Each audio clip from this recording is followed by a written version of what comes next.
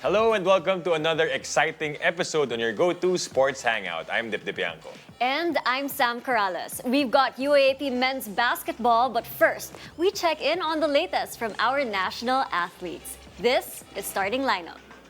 JD! Puts it on top and hits it nice and dagger three. Gold medalist and Olympic champion from Europe. Things are ramping up for our national athletes with the Southeast Asian Games and Asian Youth Games just around the corner. So we are honored to have on the show the Secretary-General of the Philippine Olympic Committee, Attorney Wharton Chan. Attorney, welcome to the show. Thank you for joining us. Hello. Thank you for your time. Thank you. Nice to see you again after a long time. Successful, of course, quest in the Paris Olympics and then the hosting of our country in the World Volleyball Championships, pati yung World Pole Vault Challenge. Your thoughts on this, Attorney, just before we talk about the rest of our plans for the year para sa POC? So it's sports tourism for Philippines. As you know, we're not only rich with natural resources, we're also rich with talent. So we all saw this in the past, having the men's volleyball win their ever first, world game, and then we have so many potential. I'm looking forward to the coming years. Yeah. Well, nabanggit nyo nga the Men's World Championship. Of course, hindi magpapatalo ang ating mga women's teams. In 2029, we're also going to be hosting the Women's World Championship. So, Attorney, what does that say about our country, like the fans, our love for the sport, and of course, our capacity to be able to host these types of world-class events? We've already shown how we host games. The pole vault has been, very iconic. And I think the trust given to us by the International Federation to host these kinds of big events is such a huge honor and privilege for our country, and we can showcase our talent and our love for the country. Yeah, very historic as we're seeing some clips from that World Pole Vault Challenge hosted in Makati, yung Atletang Ayala World Pole Vault, and of course EJ Obiena, the cherry on top, winning that competition just a couple of weeks ago. All right, speaking of world-class events, Attorney, let's talk about the Southeast Asian Games this December happening in Thailand. We heard that POC is sending 1,600 athletes. I think the biggest contingent so far, if ever. Matuloy lahat yan on December. What does it say about our athletes? Sabi mo nga, Attorney, ang dami nating mga athletes na magagaling, talented, a lot of potential. So what can we expect this December with that much Filipinos coming to Thailand? So while our sports tourism is there, now the potential is there, I think now we will showcase naman our capability. The challenge is there. So the first time that we're sending this huge, we have 1,700 delegates with 51 sports in 3 areas in Thailand. I think, I hope and I pray, let's support the Filipino athletes and the contingency that we can win as one again these SEA Games. Of course, it was very successful when we hosted the SEA Games in 2019. And is this the largest amount of delegates so far for Team Philippines? Yes, historically, this is the largest contingent that we're having. Delegation is so big that it's really difficult. The transportation, the airfare, sending this and that is it's very difficult task.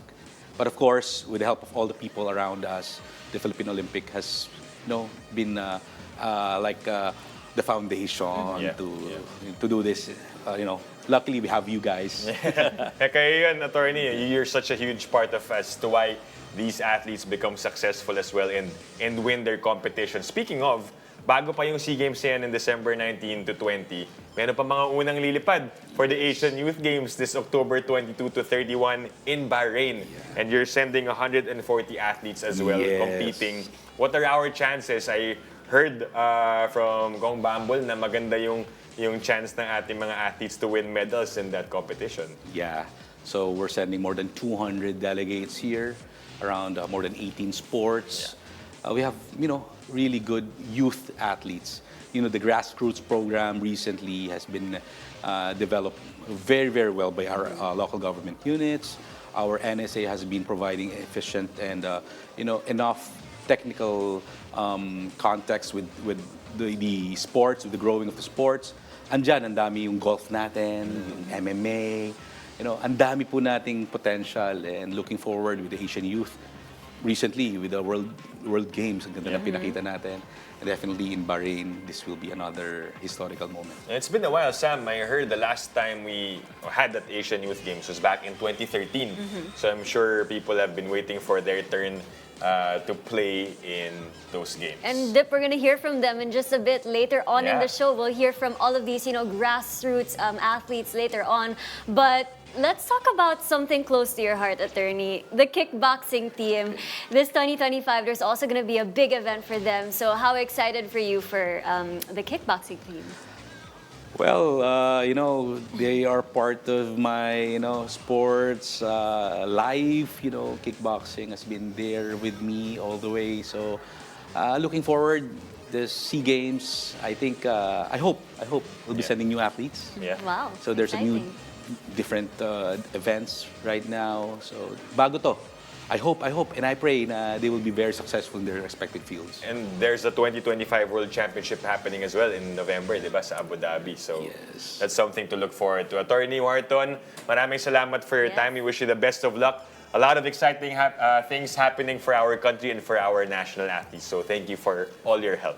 Thanks, Thank you Dip. for Yeah, supporting all sports. And of course, we've got national athletes when we return, so stay tuned. You're watching Starting Lineup.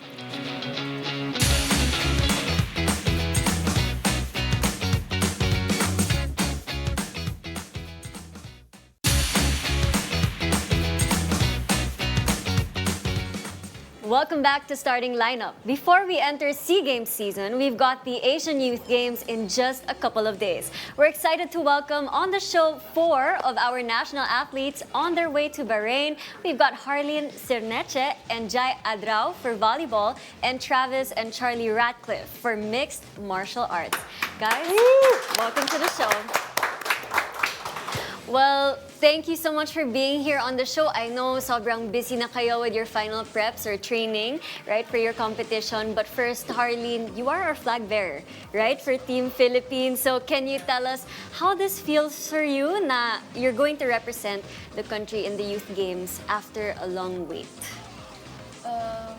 Siyempre po overwhelming kasi hindi naman po talaga ako nag-expect na mapipili ulit kami ng team namin kasi dapat po Vietnam po talaga yung magre-represent. So, suddenly po, hindi po sila nakapag-represent na nag-back out po sila. So, nung in-announce po sa amin ng coach yun, oh my God, parang totoo ba to? Kasi kaka-college na lang din po talaga namin. So, hindi na po kami nag-expect na masasali kami. So, parang tapos nung in-announce din ng coach namin na magiging flag bearer ako, parang wow. Ako ba talaga? So, di ba sa dinami-dami po ng mga players na pwedeng piliin, sobrang thankful lang po talaga kay Lord. Yeah, and blessing yan. No? So Yeah. congratulations on that feat. We look forward to seeing you carry that Philippine flag pagdating sa opening ceremonies. But let's talk about the preparations as well, Jai. Alam ko, yung laban ninyo magsisimula na agad even before the opening of the Asian Youth Games. October 17, if I'm not mistaken, is your first game. So how are the preparations for that game? Ano na yung mga ginagawa niyo dito sa Pilipinas before you fly out? I think tomorrow, di ba? Lilipad na kayo. Sa Friday. Sa Friday, yeah, a couple of days from now. Siguro po yung linis na lang po ng galaw ng team namin. And syempre, nag-prepare din naman po kami. So, ready naman din po kami. And pagdating naman din po doon sa Bahrain, syempre susunod lang din po kami sa game plan po ng coaches namin. And kung ano po yung ini-implement na system sa amin ni Coach Carl. And yung preparation po namin hindi naging madali since syempre kailangan po namin maging familiar sa isa't isa para yung chemistry po ng team namin is maging buo po talaga. I'm sure it's there. You had a couple of months of preparation and tomorrow or Friday, it will all begin to pay off, diba? So punta naman tayo sa MMA. Charlie and Travis, this is going to be the debut of your sport in the Youth Games. So gaano kayo ka-excited? Ano yung mga preparations na ginawa ninyo for the MMA in the Youth Games, Charlie? now we train daily and we just like How do you guys prepare? Like, I know you're also flying out soon. The games will start in over a week. So, what are the things that an MMA athlete needs to remember before they go into competition? we just clean our game and just keep on training daily.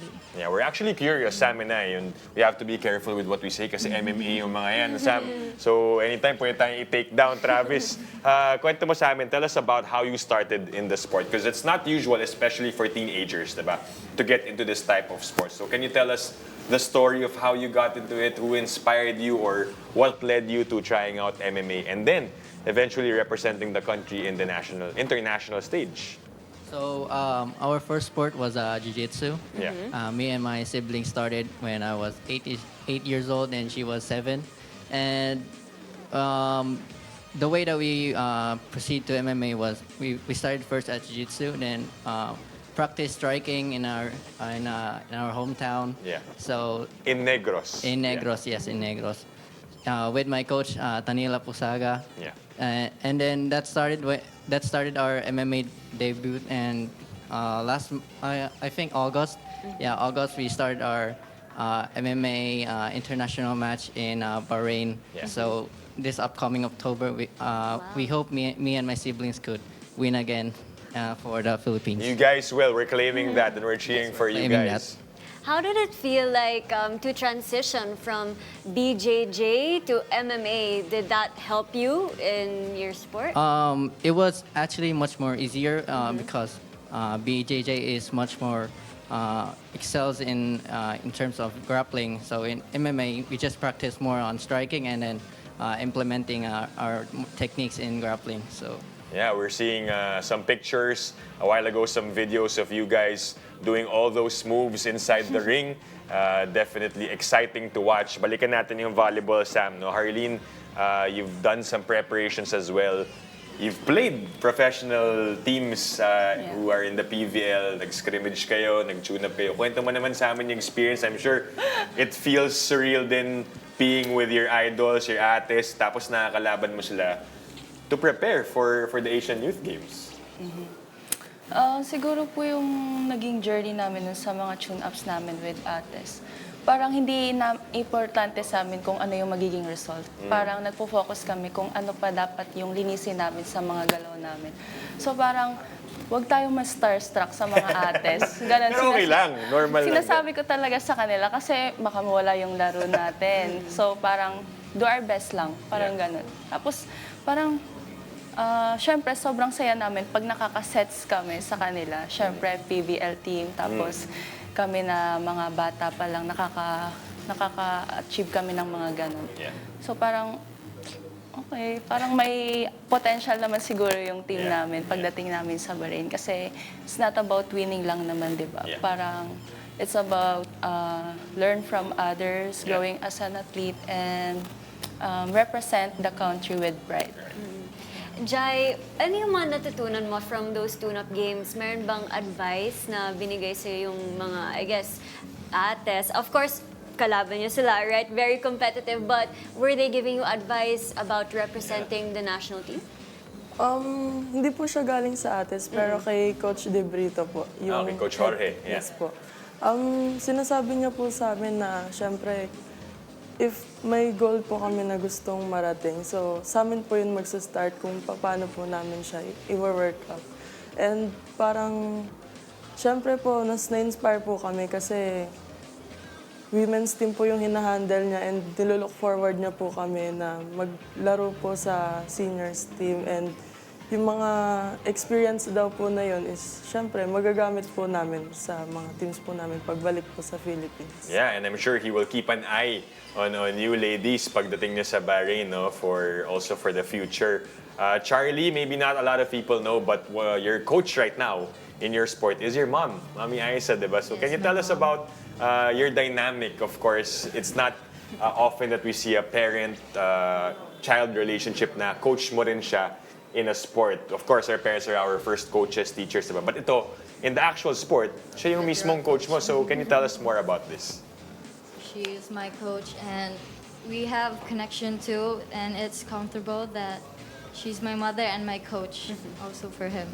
What are the things that she has taught you, whether it's tactical or advice, for you to be able to perform in your sport? She teaches us techniques that she learned and a bit of striking because we do grappling, of course. Striking, so malakas si Mami sa striking, ha? How about for you, Travis? I guess just quickly, like, what is your dream for, I guess, the both of you in this sport, since it's the first time you guys are representing the country? My dream is I hope us Philippines we can get a gold medal for our country, Yeah. and maybe in the future I could get into UFC. Wow. Yeah, we'll wait that's for that time, exciting. and we're cheering for you guys. Good luck in the Asian Youth Games. You have Harlyn, Jai, Charlie, and Travis. Take care, have a safe flight, and we'll be supporting you all the way here from the Philippines. And thank you for joining Thank you us and good luck, tonight. guys. All right, we shift to UAP basketball when we return. Stay tuned. You're watching Starting Line.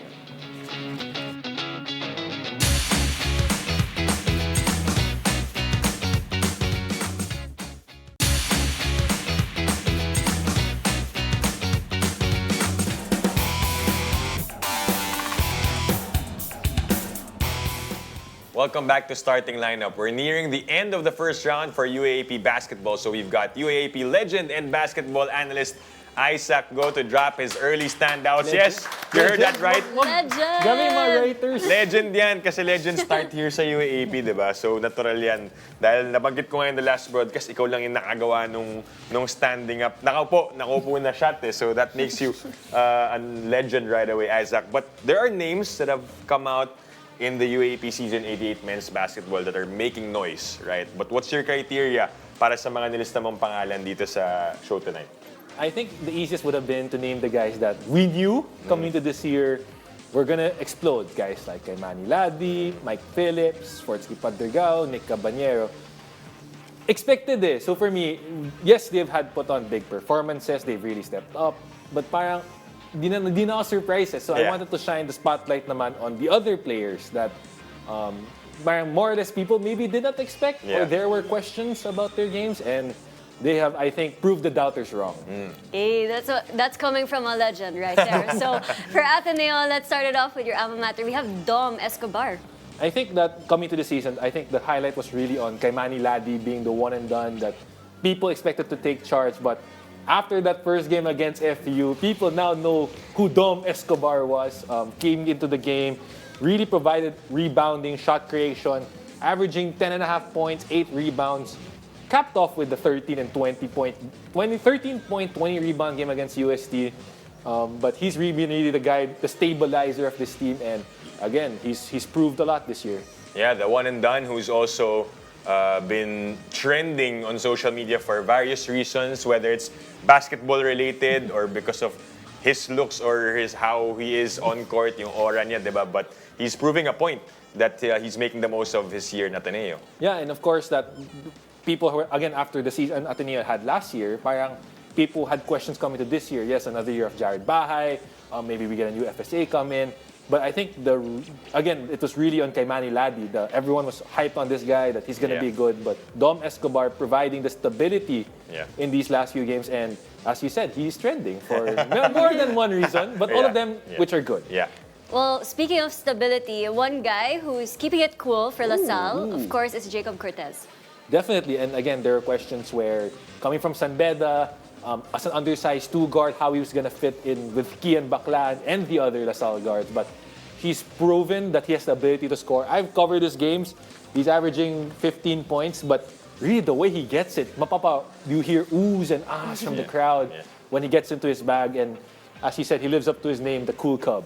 Yeah, and I think his aura radiates just like his father, Mike Cortez, diba? When he's on the court and when the Green Archers need points, he's ready to score for LaSalle. Yeah, again, number top 10 in scoring right now, but really he's been that guy who comes in the game where you know the ball's going to find a way into his hands. Yes, Mike Phillips has had monster years, monster games, but I feel like Jacob Cortez really surprised me because, again, there's a lot of questions and even I wasn't sure how he was going to fit in this LaSalle offense. It's proving me wrong and really standing out. Yeah. Well, from Taft, we move on to España, Collins Acoe. already making so much noise. Tower of España. Tower of España, as you said, and again, with him, won 2 MVPs in the juniors, never really won a championship. And of course, there were a lot of news regarding his recruitment, where he was going to go, finally a home in España. And he's been that monster presence. And man, that first game against UP, he really sent a statement. Yeah. There was a lot of questions, of course, in the juniors that he's not going up against as more physical opponents. But in the seniors, in UP, he had to go up against Gani Stevens, Sean Alter, guys who have been in the league for many years. So really proven a statement, showed the maturity. And man, that 51-minute game against Ateneo, he looked tired, but part of me feels like he's putting on a show to show that I'm a little bit human, but I'm okay. Yeah, and he has only had one bad game so far, diba, against NU, his former team back in high school. But is he an early candidate or clear candidate for best FSA? Or, I mean, you have Mo Konate also there, diba? So, but right now, you think he's ahead? I think he's ahead, especially when you have taken into these considerations for these awards. The record of the team matters a lot, and right now with UST, I think tied for they're second, 4-1 against. Of course, NU 5-1 because they played one additional game, but that plays a big role. And Colin Sakowe, as you said, is dominating. Mo Konate also, but I think the wins will matter in the end when we give out this award. And now, speaking of FEU, we've got a Tamarao taking charge, and that is Janray Pasaol. What do you think of his season this time around compared to last year? Definitely, in that last year, again, I think there's a lot of figuring it out for him, especially that back then he had another veteran guard in Royce Alforque backing him up. So parang it was, even though you felt Coach Sean gave him the keys to the offense, it was very easy for him to bring in Royce if Janray didn't have a good game. But really, Janray has taken the next level up that a lot of guards tend to struggle with. And he's really taken with Joric Bautista, and they're taking the keys with this team, running with it, with the scoring, the playmaking, almost had a triple-double in his first game. Yeah. And he's just seen the growth from from juniors to his rookie year to his second year. Parang he's taken leaps and bounds of improvement. Yeah, and one final guy that we're going to talk about as we see some more highlights of Janray Pasaol, as you mentioned, who really took a big leap, diba, for the FEU Tamaraos. It's just that they have lost a couple of close ones. Excuse me. Last but not the least, King Bulldog, Jake Figueroa. 5 years in the UAAP, every year he seems to surprise us, Isaac. Yeah, he's always surprised. I think when I first covered him, the question was, okay, will the body fill up? Because again, in high school, Mythical 5, MVP, and of course, coming to the seniors, ibang usapan eh. Then he's figured it out.